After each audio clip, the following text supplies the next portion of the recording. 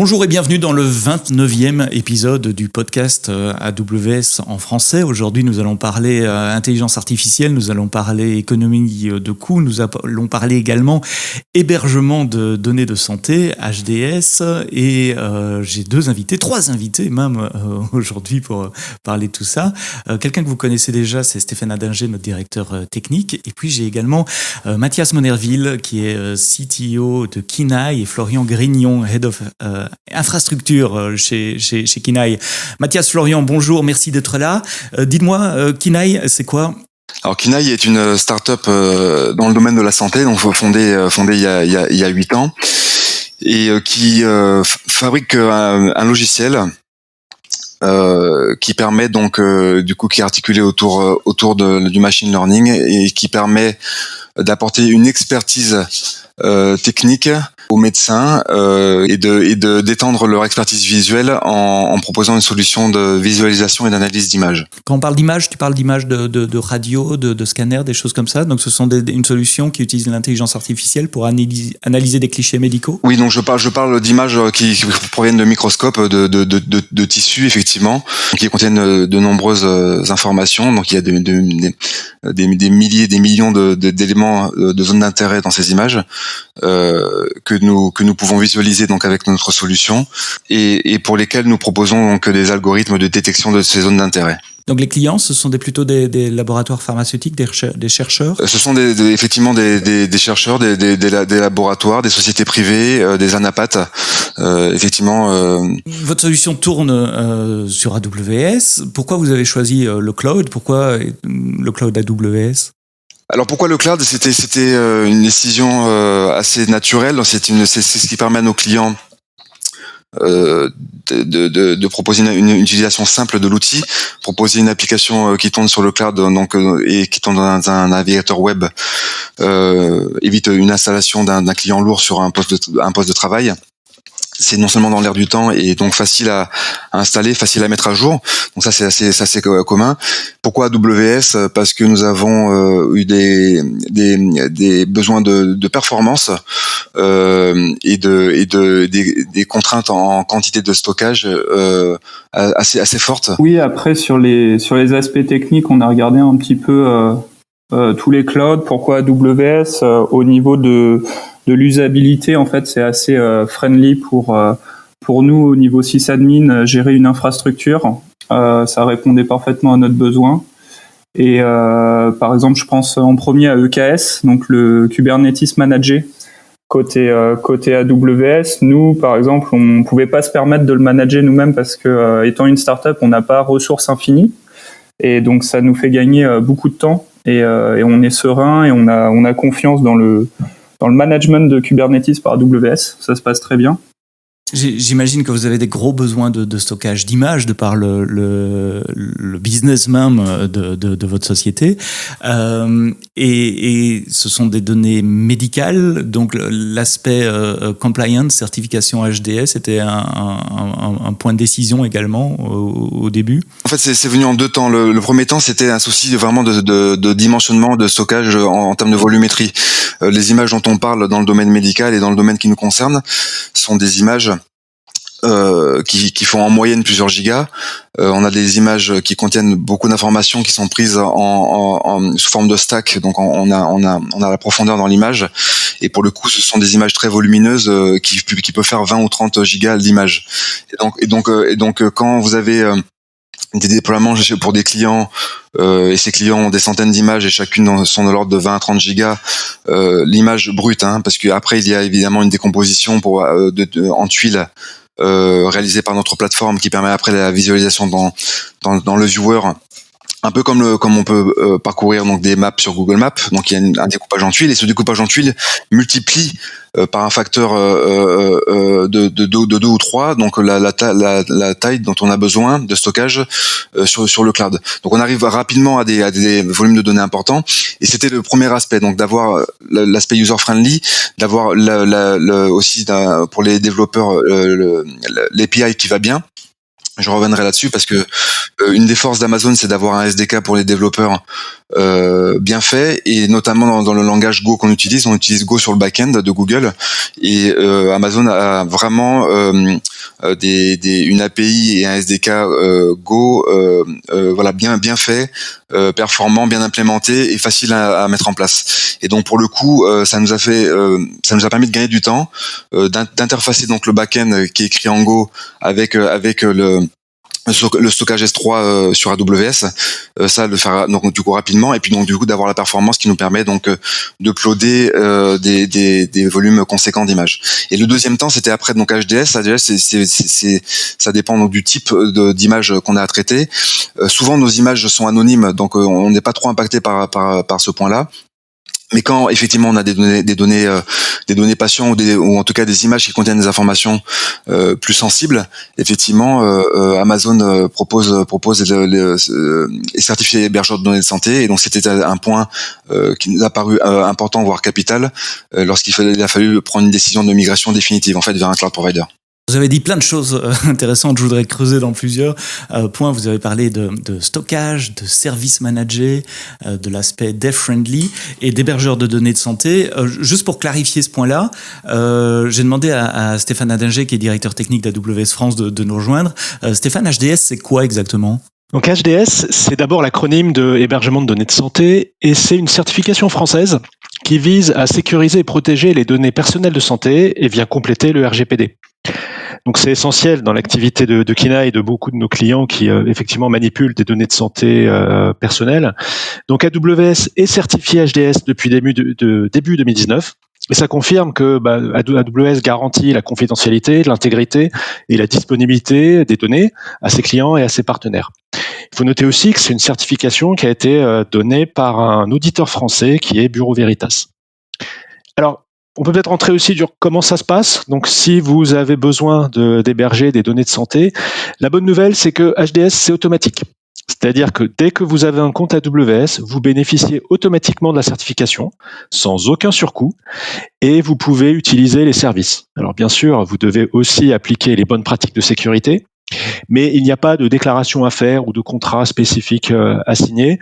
Et donc, ça vient compléter l'ensemble des autres certifications comme PCI DSS pour les cartes bancaires, et comme aussi l'ensemble des ISO 27001 et des autres certifications. Donc, tous les clients qui déploient une solution sur le cloud AWS bénéficient de cette certification automatiquement. Est-ce que c'est uniquement pour les déploiements sur la région Paris, ou est-ce que c'est dans le monde entier ? Alors, pour l'instant, c'est limité à 3 régions européennes qui correspondaient à la demande de nos clients. Donc, effectivement, si vous avez besoin de cette certification HDS, il faudra veiller à utiliser l'une des 3 régions, donc soit Paris, ce qui est le choix par défaut de beaucoup de nos clients, mais également Francfort et Dublin sont des options. Et il faudra également utiliser un service certifié ISO 27001. Alors, il y a plus de 130 services qui sont dans cette certification. Il y a tous ceux que vous aimez, comme Amazon EC2, S3, EKS, Lambda, et ainsi de suite. Ils sont déjà dans la certification. Mais voilà, vous devez quand même juste vérifier que le service que vous utilisez fait partie de la liste des services certifiés ISO 27001. D'accord, merci Stéphane pour cette clarification. Je reviens sur Kinaï, Mathias et Florian. Si on lève le voile et qu'on va regarder sous le capot, comment vous avez construit votre architecture ? Quelle est l'infrastructure sur laquelle vous tournez ? Vous avez parlé de Kubernetes un peu, mais je vous laisse détailler.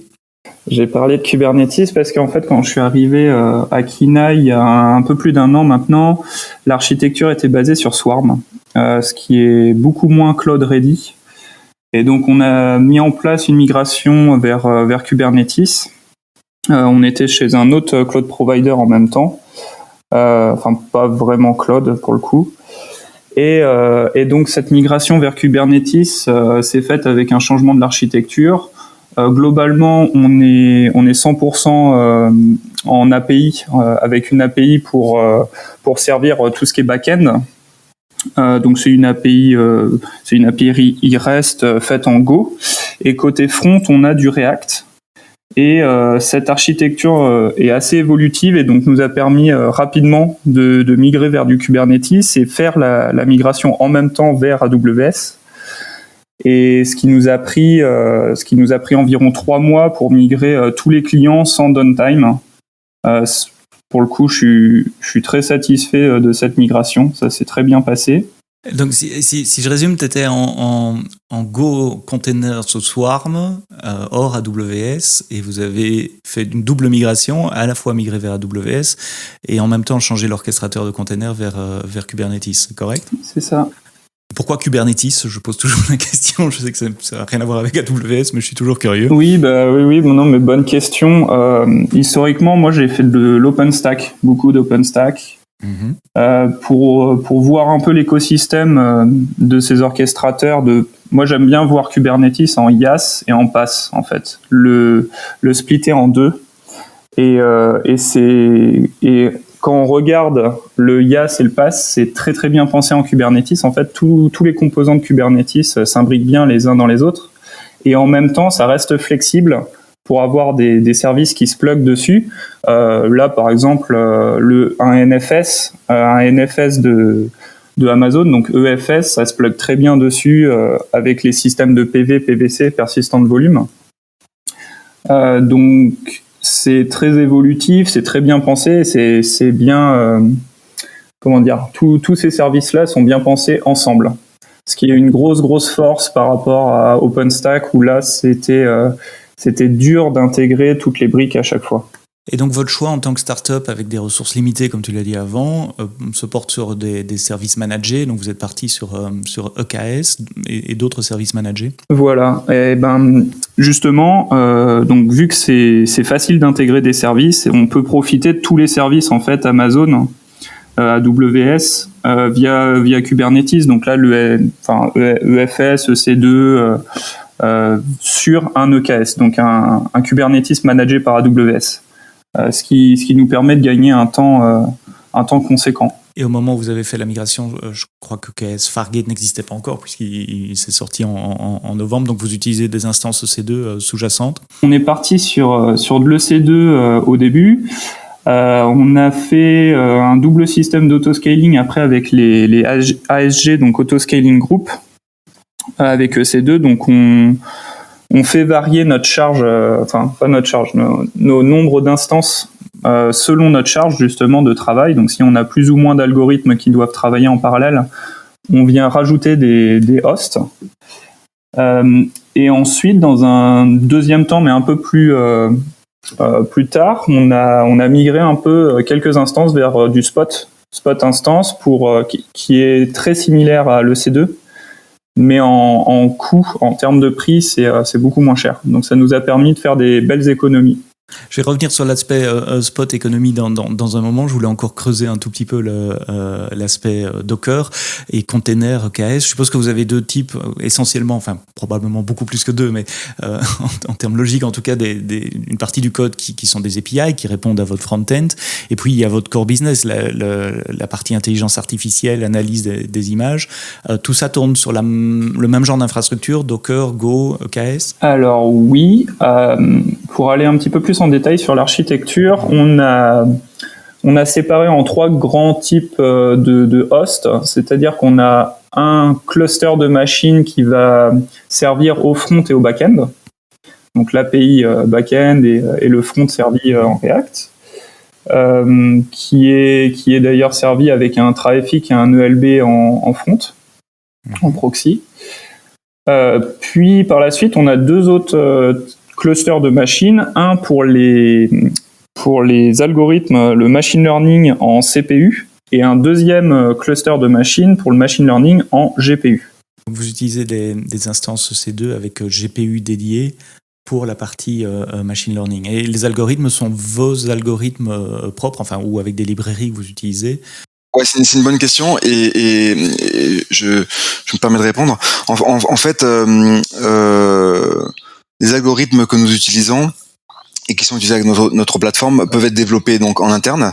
On a des scientifiques qui en développent, qui travaillent sur des projets qui développent des algorithmes. Donc ils peuvent développer des algorithmes pour nos besoins ou pour celui de nos clients. Mais on permet également à tous nos clients donc de s'interfacer avec notre plateforme. Parce qu'on a une API documentée qui permet de le faire facilement. Et c'est intéressant parce que du coup, ils peuvent écrire un algorithme dans le langage de leur choix, l'encapsuler dans un conteneur Docker, et puis donc le pusher sur notre plateforme. Il est déployé automatiquement avec nos outils développés en interne et intègre le pool de machines, par exemple si ça a besoin de GPU, donc intègre le pool de machines et exécuter sur le pool de machines GPU dans notre plateforme. Et donc du coup la détection et donc la recherche de zones d'intérêt sur une image est faite en utilisant leur algorithme, et tout ça de manière automatique et vraiment simplissime à l'utilisation pour nos clients. Donc c'est vraiment une valeur ajoutée intéressante. D'accord, j'essaie de résumer, voir si j'ai bien compris. Soit vos clients utilisent les algorithmes que vous développez vous-même, qui sont hostés sur votre plateforme, soit ils peuvent venir avec leurs propres algorithmes qui poussent alors sous forme de containers Docker. J'ai bien compris. Exactement. Et donc du coup, ils ont toute la latitude sur le choix du langage et des technos qui vont encapsuler dans un conteneur Docker avant de le pousser, et ils n'ont qu'une interface input-output à respecter pour pouvoir s'interfacer avec la plateforme de Kinaï. Petite précision, quand ils viennent utiliser nos algorithmes, ils peuvent venir nous demander des algorithmes qui sont pas encore créés. On les crée à la demande pour nos clients. Spécifiquement pour les clients. C'est ça. D'accord. Quel est le type d'instance qui vous donne le meilleur rapport coût-performance en GPU? Je suppose que vous avez fait un peu de oui, alors je les ai pas sous les yeux là, je peux les récupérer. Non, mais ce qu'il faut savoir, moi ça me fait penser, le type d'instance GPU change aussi selon les régions d'Amazon. Donc c'est une petite contrainte, c'est vrai que c'est une petite contrainte. Faut voir, les GPU sont arrivés dernièrement sur la zone Paris, avec des G4DN qui sont un tout petit peu moins puissantes, par exemple, que les GPU sur la zone Francfort. Après, on est en train de plus en plus de monitorer vraiment l'activité des GPU en live sur notre production. En fait, on se rend compte qu'en inférence, on n'utilise pas encore à 100%, on ne tire pas profit totalement encore des GPU. Par contre, c'est très important sur la partie training de l'algorithme en IA, en machine learning, où là, par contre, on a besoin de puissance pour aller très très vite, puisque un training, donc un entraînement sur un jeu de données, peut prendre plusieurs jours en fait. Donc, si on arrive à gagner quelques heures, voire 1 ou 2 jours, ça peut être énorme le gain pour nous. En coût également. Ça veut dire que vous avez des clusters séparément et vous scalez les clusters séparément pour la partie training et pour la partie inférence? Inférence, oui. Training, c'est un petit peu plus particulier. Pour le moment, parce qu'on n'a pas eu le temps de regarder tous les produits proposés à AWS, justement, t'as nommé Fargate et d'autres produits AWS qui peuvent nous intéresser. Côté training, pour le moment, on a juste popé des EC2 instances GPU sur lesquelles on vient faire le training directement un peu en RAW avec le driver NVIDIA, etc., et pour information, on travaille souvent avec TensorFlow, donc on vient tout de suite faire le training sur une machine RAW. Et là, vous utilisez les EMI dédiés pour ces machines-là, avec TensorFlow préinstallé, avec les bons drivers préinstallés, ou vous avez préféré des solutions faites maison? Alors là, c'est toujours fait maison, mais en inférence, oui, on utilise les EMI NVIDIA avec Amazon, etc. Tu as parlé maîtrise des coûts, il y a le coût de stockage évidemment. En parlant avec toi, je me rends compte qu'il y a une grosse infrastructure EC2 avec des grosses instances GPU. Au fil du temps, quelles sont les leçons apprises pour gérer les coûts, pour maîtriser les coûts de votre infrastructure? Vaste question, mais je dirais que c'est vraiment ne pas se fermer de porte, en fait, rester évolutif et faire étape par étape. Donc au niveau des coûts, comme je l'avais mentionné, on était parti au début sur de l'EC2 ASG, et par la suite, on a mis en place Spot Instance. Là, on est en train de regarder, par exemple, un CDN, le CDN CloudFront, pour limiter les coûts de réseau côté téléchargement des slides, donc des images, et voilà, faire itérer vraiment étape par étape sur là où on peut gagner de l'argent. Et si ça, par contre, je peux le dire, un point très important, c'est que on fait une réunion, nous, dans notre équipe, billing tous les mois, où on vient utiliser le Cost Explorer d'AWS, qui est très très intéressant, et on peut aller dans le détail, un détail assez fou, pour savoir où est-ce qu'on dépense l'argent et voir si ça peut être optimisé. Et on en tire les conclusions et après on vient itérer sur les points, les actions qu'on peut faire. C'est une pratique FinOps intéressante, ça. C'est un peu l'équivalent du stand-up meeting quotidien des développeurs, mais au niveau mensuel pour analyser les coûts. J'ai parlé plusieurs fois FinOps dans ce podcast. C'est la première fois qu'on mentionne cette pratique et je crois qu'il y a quelque chose d'intéressant à en tirer. Donc 3 centres de coûts, j'imagine, vu le business. Un gros centre calcul, C2, un centre stockage, probablement S3 sur les images, et puis un centre, tu l'as dit, bande passante, que vous pouvez optimiser, que vous essayez d'optimiser avec CloudFront. Sur la partie EC2, tu as mentionné Spot tout à l'heure. J'ai pas rebondi immédiatement parce que je voulais parler d'autre chose avant. On peut revenir un tout petit peu en détail sur Spot. Donc Spot, pour ceux qui connaissent pas, ce sont des instances qui viennent d'un pool de capacité excédentaire dans nos data centers. À tout moment, on a de la capacité excédentaire et on préfère que vous utilisiez cette capacité excédentaire à un prix discount plutôt que la laisser prendre la poussière dans un coin du data center. Donc ce sont des instances exactement comme les autres, à une petite nuance près, 2 nuances près. Une, c'est qu'elles coûtent beaucoup moins cher, et ça c'est toi qui vas en parler. Et l'autre, c'est qu'on peut les reprendre à tout moment, c'est-à-dire vous avez une notification de 2 minutes et on vous reprend la machine si jamais on a besoin de cette capacité. Comment vous intégrez Spot alors? Est-ce que c'est pour le training, pour l'inférence? Donc, le prix n'est pas fixe, et comme tu as dit, il est très bas. Et aussi sur le deuxième point, là où Amazon peut envoyer une notification pour récupérer cette machine-là en moins de 2 minutes, honnêtement, d'expérience, ça arrive quasiment jamais.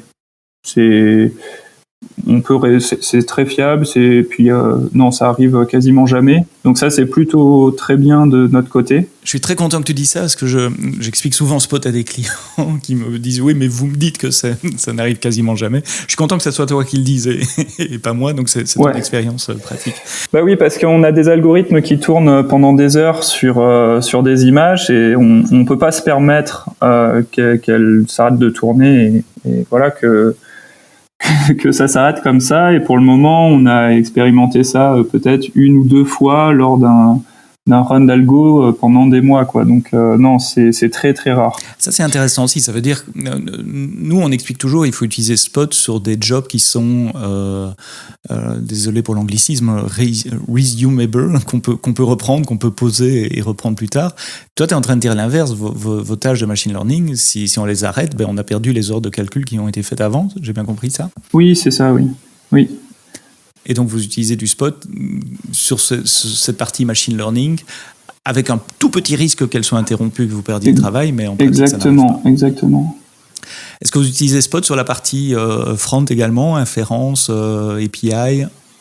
Pas pour le moment. On pense à faire un système parce que c'est intéressant Spot, c'est intéressant EC2, mais en fait, on peut coupler les deux et faire un système hybride dans un pool d'auto-scaling group où on provisionnerait, ça on a juste brainstormé ensemble avec l'équipe, mais on mettrait 1 ou 2 machines EC2 pour être sûr d'avoir la capacité nécessaire, puis voilà, faire de l'auto-scaling avec du Spot en plus pour pas forcément payer cher, et s'il y a un pic de charge, on y répond et à un prix assez bas. Effectivement, c'est une capacité d'autoscaling de pouvoir définir un baseline on demand qui reste toujours allumé et puis d'aller chercher de la capacité complémentaire sur Spot de manière à minimiser le coût du cluster globalement. Tu as une idée des économies de coûts? Je ne parle pas en dollars, mais en pourcentage sur votre flotte de calcul depuis que vous utilisez Spot? Alors juste sur Spot, parce qu'en fait la première étape, ça a été déjà de mettre en place de l'autoscaling en live. Parce qu'on a un double mécanisme d'autoscaling, on utilise les HG, mais en fait on les pilote à partir d'un contrôleur Kubernetes qu'on a développé maison. Moi je trouve ça très intéressant cette partie, ça va encore dans le sens de ce que je disais avant de Kubernetes, c'est très simple à s'intégrer, à s'interfacer avec, et donc on a pu développer un contrôleur pour faire de l'autoscaling live. par rapport à la charge, très simplement. Sur cette partie-là, je t'interromps parce que concrètement, il fait quoi ce contrôleur? Parce que le autoscaling est drivé en général par les métriques CloudWatch sur AWS. Donc ici, si j'ai bien compris, c'est le contrôleur qui lance les ordres d'autoscaling, mais il se base sur quoi? Ça marche comment? Alors, ce contrôleur-là, en fait, il fait de l'autoscaling de pod. Ah, d'accord. Concrètement, on peut pas malheureusement utiliser les jobs Kubernetes parce qu'il y a un ramp-up, on utilise aussi un cache, on garde des pods chauds, etc. Pour de la performance et pour que ce soit plus rapide à l'utilisation. Donc on peut pas utiliser les Kubernetes jobs, mais on fait un simili Kubernetes job avec des pods.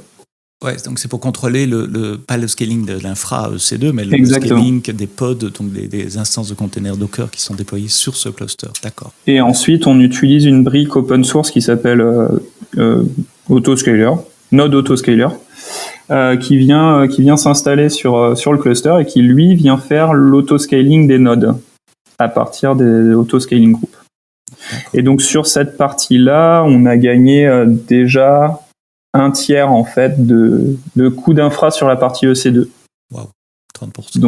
Donc on était très contents à ce moment-là et on était encore plus contents sur la deuxième étape quand on est passé sur du spot.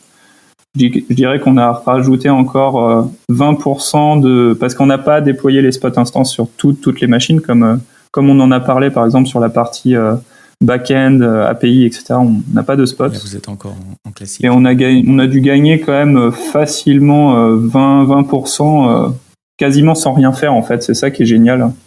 Il y avait juste à changer EC2 par spot instance dans quelques fichiers et ça marche. Changer les scripts qui lancent l'infrastructure pour dire d'aller chercher la capacité sur spot plutôt que on demand. Quel est le futur pour l'infrastructure, l'architecture de Kenai? Alors, on en a déjà pas mal parlé, mais on est en train de bosser sur CloudFront pour encore réduire les coûts réseau, pour ne pas télécharger directement de S3, puisque c'est environ, si je dis pas de bêtises, c'est 4 fois moins cher. Enfin, il y a quand même j'ai pas les chiffres exactement en tête, mais c'est vraiment vrai moins que cher. Les coûts de bande passante qui sortent de CloudFront sont moins chers que les coûts de bande passante qui sortent d'S3, donc il n'y a pas de frais fixes pour CloudFront, donc il n'y a pas de raison de ne pas l'utiliser. Je sais que c'est une double négation, je ne devrais pas parler comme ça. Il n'y a pas de problème. Utilisez-le. Après, on a un petit peu de boulot sur ce point-là, puisqu'on a des ACL à mettre en place par rapport au téléchargement justement de certains assets. Donc là, il y a un peu de boulot, mais oui, ça c'est une amélioration qu'on va faire prochainement. On va regarder un petit peu aussi Fargate. Donc Fargate, au lieu de payer en fait une infrastructure, on laisse et les nodes, on laisse cette responsabilité-là à Amazon et on vient utiliser et payer seulement des Docker en fait, des containers Docker directement. Oui, Fargate, c'est ce qu'on appelle du serverless pour les clusters de Docker. Ça existait déjà pour ECS, l'orchestrateur Docker d'Amazon, et on l'a introduit récemment, il y a quelques mois, pour EKS, pour Kubernetes également. Et donc là, vous voyez plus les instances EC2, en fait. C'est nous qui les démarrons, qui les manageons, et vous nous dites juste, j'ai besoin de 50 containers avec telles caractéristiques, et c'est nous qui allons les positionner et gérer l'infrastructure. Ça veut dire plus d'autoscaling group non plus pour vous, et donc une simplification de la gestion de l'infrastructure. Tout à fait. Et après, on est toujours friand des nouvelles techno. On a un très très bon contact avec notre account manager, Giorgio, qui nous permet en fait de découvrir un peu l'écosystème AWS, parce par exemple, on n'est pas encore certifié, on n'a pas encore de certification en tant que SysOps ou autre AWS, et donc on ne connaît pas bien l'écosystème.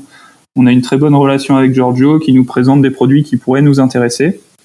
Et il a bien compris aussi qu'on essaye de rester cloud agnostique, donc il y a des technos aussi qui nous intéressent pas, mais bon, ça fait partie du jeu. Et on est friand de tester toutes ces technos côté AWS pour voir si ça peut nous apporter quelque chose. Donc le futur est fait d'apprentissage, de certification et d'optimisation. Mathias, Florian, merci pour votre temps, merci d'avoir levé un coin du voile sur l'infrastructure, l'architecture développée pour Kenai. À toutes et à tous, merci d'avoir écouté cet épisode du podcast AWS en français. À très bientôt pour un prochain épisode, et d'ici là, quoi que vous codiez, codez-le bien.